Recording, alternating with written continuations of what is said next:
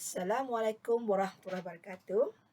Jumpa lagi kita dalam video fizik tingkatan 4, tajuk cahaya dan optik 6.2 pantulan dalam penuh.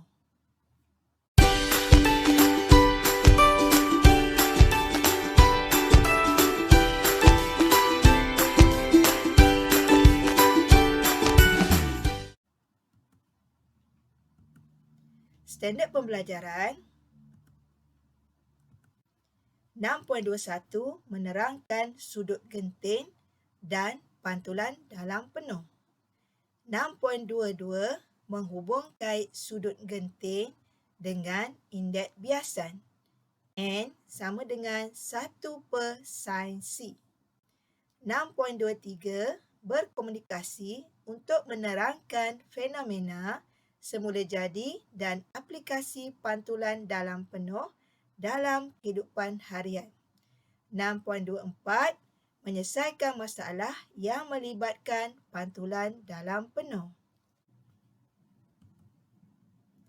Sudut genting. Apa dia sudut genting? Apabila cahaya bergerak dari medium lebih tumpat iaitu kaca ke medium kurang tumpat iaitu udara, ia akan membengkok menjauhi norma, di mana kita boleh dapati sudut tuju I dalam kaca adalah lebih kecil daripada sudut biasan R. Apabila sudut tuju bertambah, sudut biasan juga bertambah. Anda boleh lihat daripada sinar yang kedua ini. Apabila sudut tuju bertambah sehingga ke suatu sudut dipanggil sudut genting kaca, pembiasan cahaya akan membuat sudut 90 darjah dengan norma. Anda boleh lihat sinar yang ketiga ini. Apabila ditambahkan sudut tujunya, kita dapati bahawa sinar itu tidak lagi terbias di udara. Sebaliknya berada di sempadan di antara udara dan kaca. Sudutnya ialah 90 darjah. Maka kita boleh katakan bahawa I sudut tuju sama dengan sudut genting apabila sudut biasanya adalah 90 darjah. Seperti yang anda lihat pada sinar yang ketiga ini. Pantulan dalam penuh berlaku apabila cahaya bergerak dari medium yang lebih tumpat ke medium yang kurang tumpat. Sudut tuju I lebih besar daripada sudut genting iaitu C bagi medium yang lebih tumpat. Apabila pantulan dalam penuh berlaku, tiada cahaya yang bergerak ke dalam medium kurang tumpat. Kesemua cahaya akan dipantulkan kembali ke medium lebih tumpat.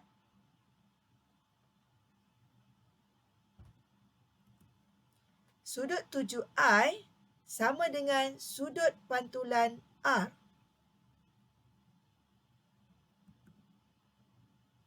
Hubungan antara sudut genting dan indeks biasan. Sinar cahaya kita tahu bergerak daripada medium yang lebih tumpat memasuki medium kurang tumpat iaitu daripada air pergi ke udara. Seterusnya, sudut tuju sama dengan sudut genting apabila sudut pembiasannya iaitu R sama dengan 90 darjah. Maka kita boleh katakan I sama dengan C.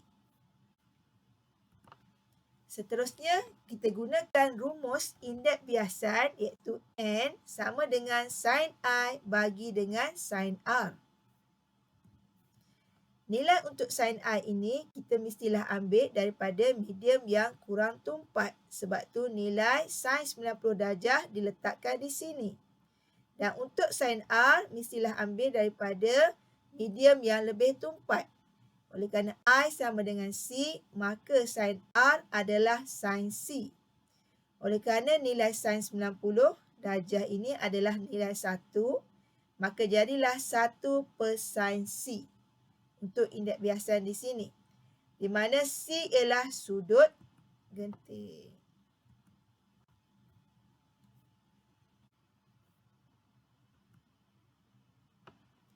Fenomena alam semula jadi melibatkan pantulan dalam penuh. Pertama, pembentukan logam maya di gurun. Yang ini kamu nampak seolah-olah ada air di kawasan tengah-tengah padang pasir. Pembentukan pelangi dan gemelapan cahaya pada belian. Pembentukan pelangi. Fenomena yang disebabkan oleh pembiasan, penyebaran dan pantulan dalam penuh apabila cahaya melalui titisan air dalam udara. Pertama, apabila cahaya putih daripada matahari memasuki titisan air, cahaya itu mengalami pembiasan dan penyebaran kepada warna-warna yang berbeza. Nombor 2, semua warna yang berbeza ini mengalami pantulan dalam penuh pada permukaan dalam titisan air. Yang ketiga, sinar cahaya yang dipantulkan mengalami sekali lagi pembiasan kerana dia keluar daripada air ke udara. Dan penyebaran sekali lagi juga berlaku apabila bergerak daripada air ke udara. Maka kita dapatlah lihat warna pelangi.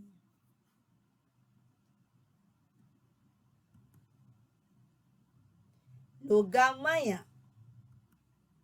Pada hari yang panas dan cerah, seorang pemandu kereta melihat imej lopak air yang sama-sama di permukaan jalan raya di hadapannya. Apabila beliau menghampiri lopak air tersebut, beliau mendapati lopak air itu sebenarnya tak wujud, hanyalah satu ilusi sahaja. Fenomena ini kita kenali sebagai logam maya yang disebabkan oleh pembiasan dan pantulan dalam penuh cahaya. Anda boleh lihat dalam rajah ini Pertama, penerangannya udara di atas jalan raya terdiri daripada lapisan-lapisan dengan ketumpatan optik yang berlainan. Kita ada udara sejuk di atas yang lebih tumpat dan yang berdekatan dengan jalan udara panas yang kurang tumpat. Lapisan udara di permukaan jalan raya lebih panas daripada lapisan udara di atas. Lapisan udara panas mempunyai ketumpatan optik yang lebih kecil daripada udara sejuk. Maka, yang kedua, cahaya yang merambat dari lapisan atas ke lapisan bawah akan dibiaskan secara beransur-ansur menjauhi garis normal. Apabila sudut tuju lebih besar daripada sudut genting udara, pantulan dalam penuh akan berlaku. Yang ketiga, sinar pantulan cahaya mengalami pembiasan secara beransur-ansur mendekati garis normal dan sampai ke mata pemerhati. Sebab itulah kita melihat seolah-olah ada lopak air di permukaan jalan raya. Ini biasanya berlaku di waktu cahaya ataupun matahari yang terik pada waktu tengah hari ataupun petang. Aplikasi pantulan dalam penuh. Periskop. Pantulan dalam penuh berlaku di A, di mana daripada objek terkena prisma, masuk dalam prisma, terpantul di A, iaitu masuk ke dalam prisma yang kedua, terpantul di C dan masuk ke dalam mata pemerhati. Begitu juga sinar yang kedua inilah daripada objek terpantul ke B, prisma yang pertama, dan seterusnya masuk ke prisma yang kedua, kena kepada D dan terpantul ke mata kita. Gentian optik. Dan seterusnya pemantul lampu belakang kereta. Okey, kita tengok dulu periskop prisma. Apakah tujuannya? Ia digunakan untuk melihat objek di sebalik penghalang. Kalau kamu tengok di sini, penghalang di sini ialah dinding. Untuk melihat objek di sebalik dinding tersebut. Dan biasanya, periskop ini terdiri daripada dua buah prisma bersudut tegak yang dipasang pada dua hujung tiub yang panjang. Anda boleh tengoklah, di sini ada prisma yang dipasang pada sudut tertentu. Sinar cahaya dari objek menuju secara normal ke sisi AB prisma atas melalui bukaan periskop. Sinar cahaya sampai ke permukaan AC, yang ni, tanpa pembiasan. Dan sudut tujunya ialah yang ni adalah 45 darjah. Lebih besar daripada sudut genting prisma iaitu 42 darjah. Maka pantulan dalam penuh berlaku di sisi AC ni. Dan cahaya dipantulkan ke bawah. Sinar cahaya dipantulkan itu merambat secara normal ke sisi DE pula. Prisma yang kedua iaitu di bahagian bawah. Maka sinar cahaya akan mengalami pantulan kali kedua iaitu pantulan dalam penuh di sisi DF. Dan akhirnya sinar cahaya keluar tanpa pembiasan di sisi EF, ini prisma yang ujung ni dan masuk ke mata pemerhati. Imej yang terhasil adalah tegak dan sama saiz dengan objek. Ini adalah imej yang terhasil pada mata kita. Gentian optik digunakan sangat banyak dalam bidang telekomunikasi. Terdiri daripada gentian plastik atau kaca tuling.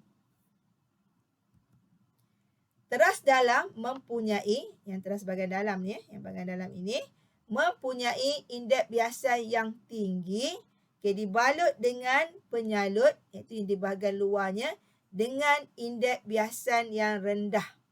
Sama juga gambar rajah yang bawah ni Bahagian dalam, indeks biasan dia tinggi.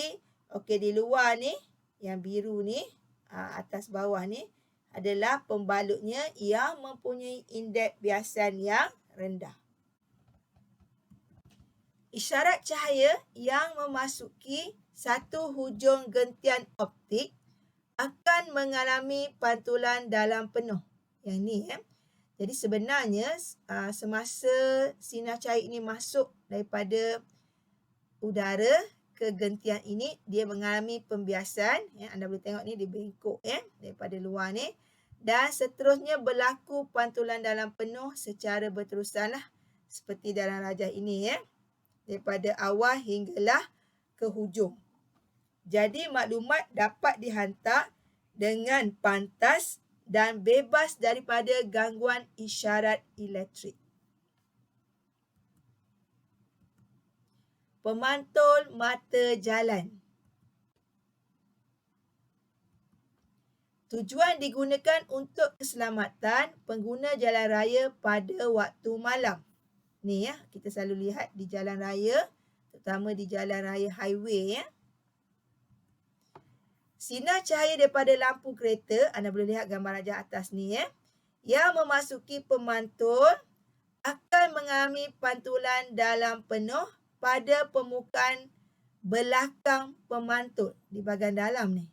So dia berlaku, bila dia masuk, dia berlaku pantulan dalam penuh dan dia keluar balik.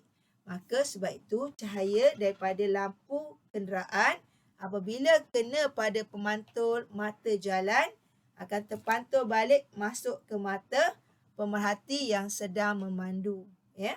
Jadi ini adalah langkah keselamatanlah ya bagi pemandu yang memandu pada waktu malam. Kita lihat contoh yang pertama yang melibatkan masalah pantulan dalam penuh. Rajah menunjukkan satu sinar cahaya yang merambat daripada udara ke prisma yang mempunyai indeks biasan 1.49. A. Hitungkan sudut genting prisma. So, kita tengok yang pertama ya. Jadi, kita tahu maklumat yang ada ialah indeks biasan 1.49. Kita masukkan dalam rumus yang melibatkan N sama dengan 1/sin C. Oleh kerana kita nak kira sudut genting, kita naikkan nilai sin C ni lah. Masukkan nilai N dan kita kira untuk nilai C. Di mana sin ni kita kena bawa ke sebelah kanan ya. Dia akan jadi sin -1 lah. Jadi sudut genting di sini ialah 42.2 darjah. Seterusnya B, lengkapkan lintasan sinar cahaya keluar ke udara sekali lagi. Okey, mula-mula dia nak masuk, lepas tu kita lengkapkan sehingga dia keluar baliklah ya.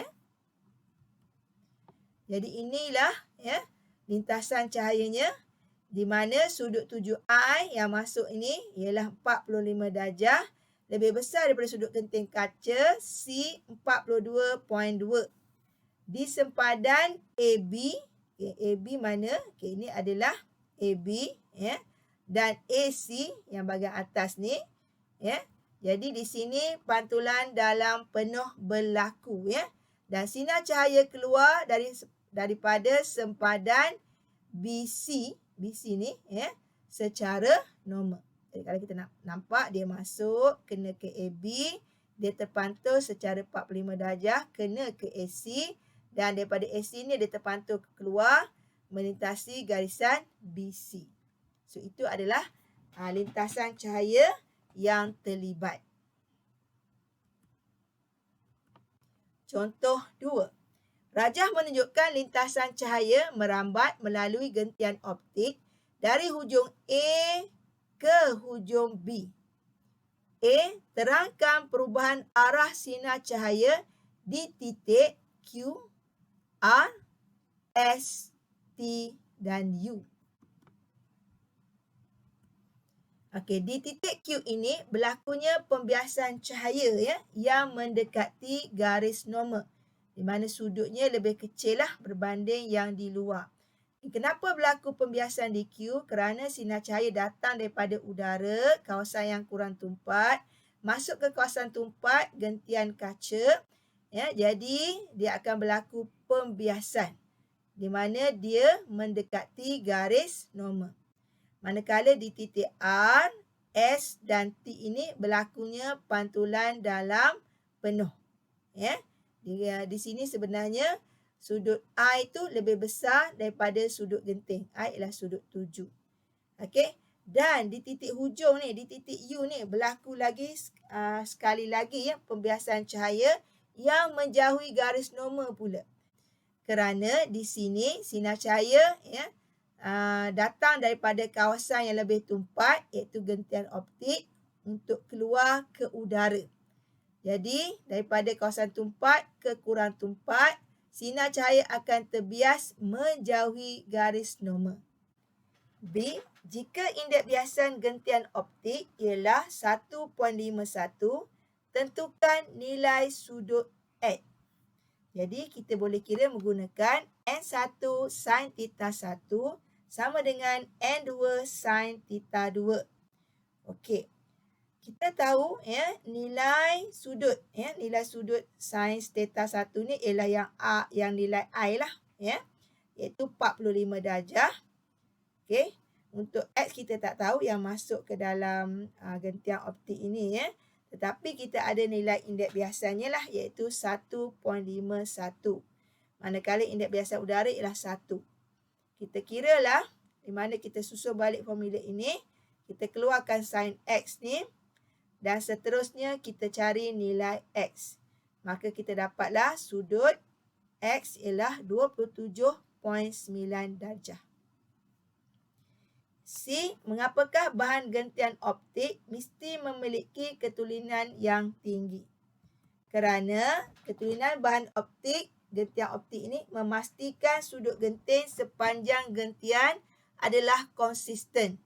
Jadi semua isyarat yang memasuki gentian akan mengalami pantulan dalam penuh. Jadi mari sama-sama kita buat latihan ya untuk mengukuhkan lagi pengetahuan anda. Yang pertama, alat manakah yang menggunakan konsep pantulan dalam penuh? Adakah mikroskop, kanta pembesar, binokular prisma dan teleskop astronomi? Jadi dah tentulah jawapannya ialah binokular prisma sebab menggunakan prisma ya sebagai bahannya iaitu menggunakan pantulan dalam penuh. Lintasan sinar cahaya manakah yang menghasilkan pantulan dalam penuh? Bagi soalan yang kedua ini. Anda boleh lihat ya kawasan air dan kawasan udara. Jadi tentulah jawapannya adalah D. Sebab pantulan itu berlaku di dalam air dan dia sinar itu menuju ke permukaan air dan terpantul kembali. Ini adalah pantulan dalam penuh. 3, iaitu soalan bahagian A, soalan struktur. Rajah menunjukkan lintasan cahaya merambat dari udara ke prisma. A1. Hitungkan sudut biasan cahaya dalam prisma jika indeks biasan prisma ialah 1.5. So, kita ada nilai indeks biasan, maka kita kira sebelum tu kita keluarkan nilai dia lah. N sama dengan 1.50. I 45 darjah. Kita tak tahu nilai sudut A. Kita masuk dalam rumus N sama dengan sin I bagi sin A. Kita ada nilai N, kita ada nilai I. So, kita carilah nilai A ya, dan kita akan dapat 28.13 darjah.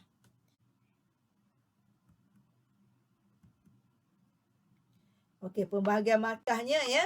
Kemasukan nilai 1 markah dan jawapan akhir ialah 1 markah. 2. Adakah sinar cahaya akan mengalami pantulan dalam penuh pada sisi prisma AB? Terangkan jawapan anda.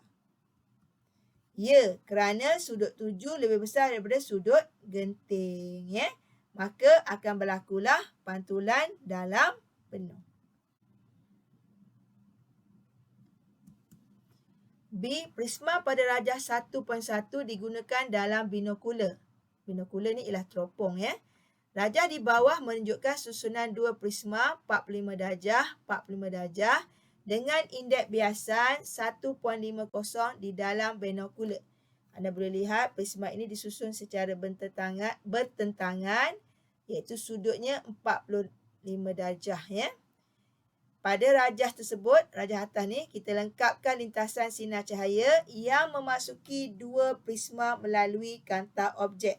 Dah ada dah sinar cahaya yang pertama ni, dia terus masuk daripada kanta objek ni, masuk kena kepada prisma. So, apakah lintasan sinarnya ya? So, inilah lintasannya. Ya, sinar cahaya masuk ni akan terpantul sebanyak 2 kali pada prisma yang pertama dan memasuki prisma yang kedua dan mengalami pantulan 2 kali juga dan akhirnya keluar menuju ke mata pemerhati. Okey, seterusnya nombor 4 ya, ini adalah soalan contoh bahagian B ya. Okey, rajah di bawah menunjukkan satu isyarat cahaya yang bergerak melalui gentian optik yang dibuat daripada kaca. A. Namakan fenomena cahaya yang terlibat di Y. So, dah tentulah ini adalah fenomena pantulan dalam penuh. Anda boleh nampak ya, berlaku pantulan dalam gentian ini. B1, nyatakan dua perubahan yang berlaku pada sinar cahaya apabila ia melalui dari udara ke gentian optik di X. So, perubahan yang berlaku ialah laju cahaya berkurang. Kenapa berkurang? Sebab sinar cahaya datang daripada kawasan kurang tumpat masuk ke kawasan lebih tumpat. Sebab itu laju cahaya berkurang, ya. Dan yang kedua, arah perambatan cahaya mendekati garis normal. Ini juga disebabkan oleh perbezaan medium, ya. Iaitu daripada medium kurang tumpat, udara masuk ke kaca yang lebih tumpat. 2.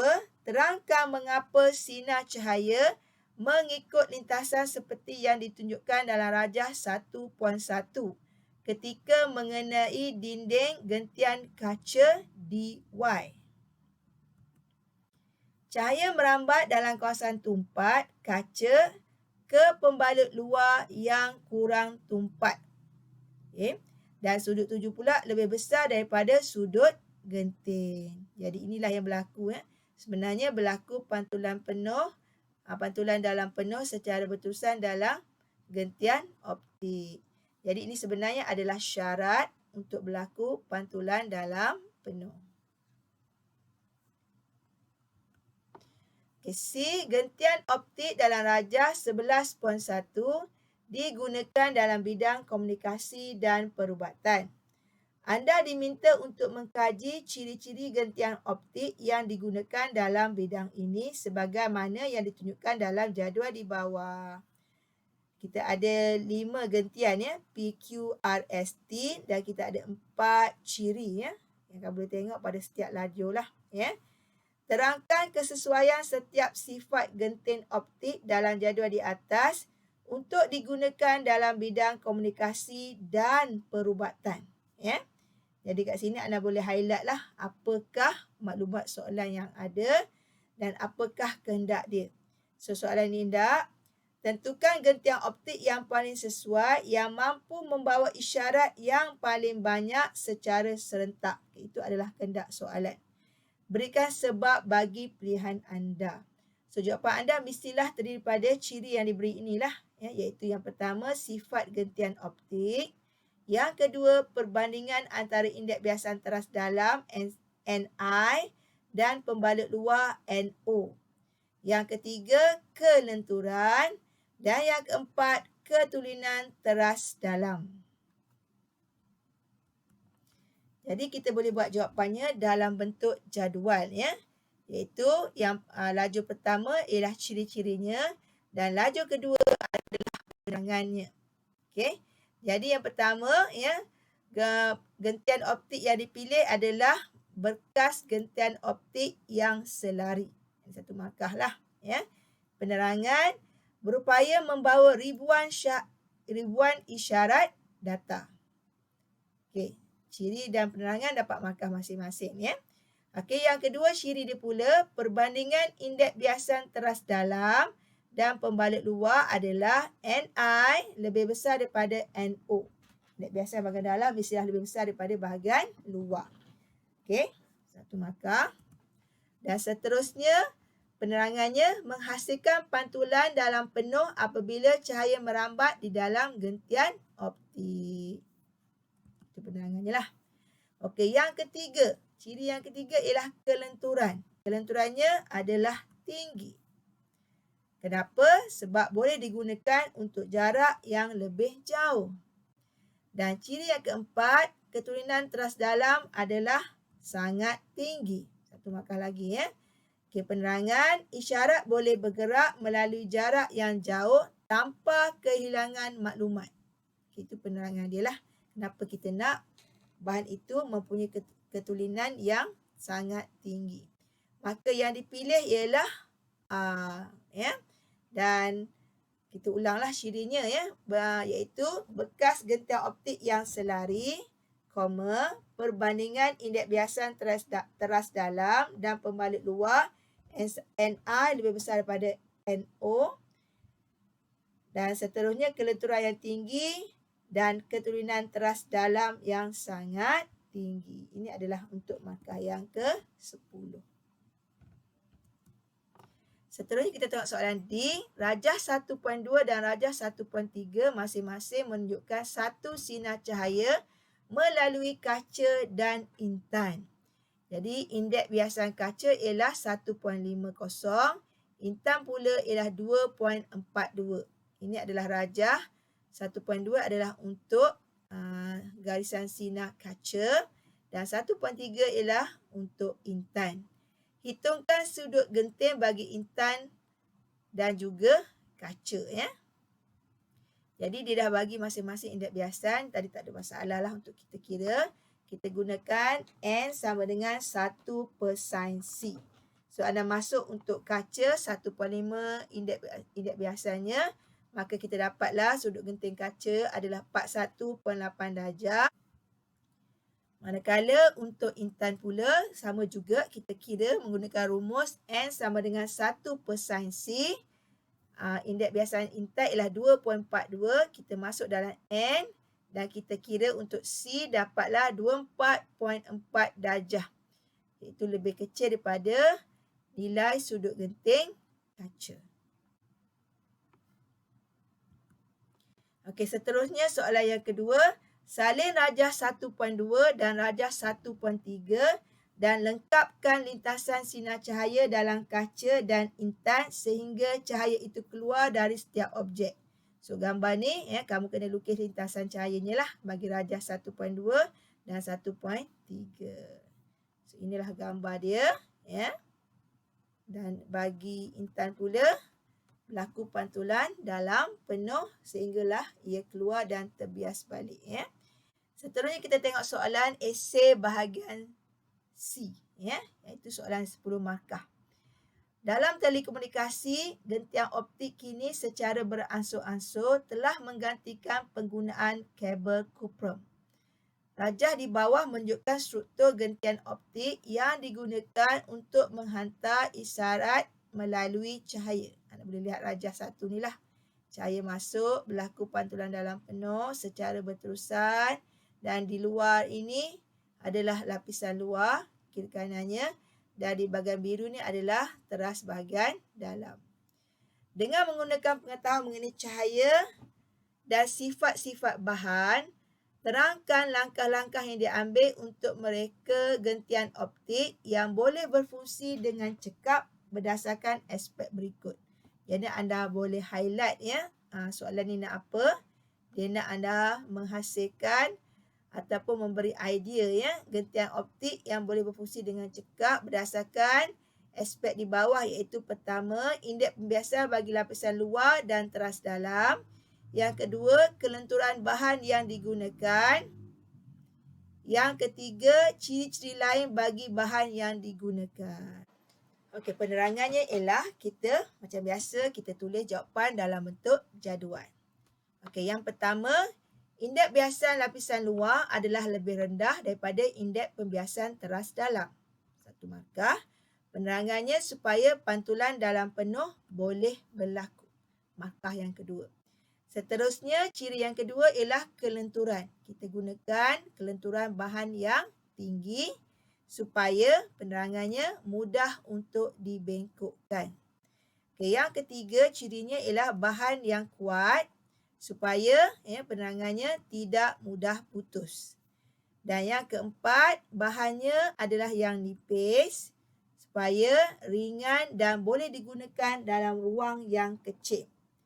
Dan yang kelima, ketumpatan bahannya adalah rendah supaya dia adalah ringan. Jadi inilah jawapan untuk soalan esei bahagian C, ya.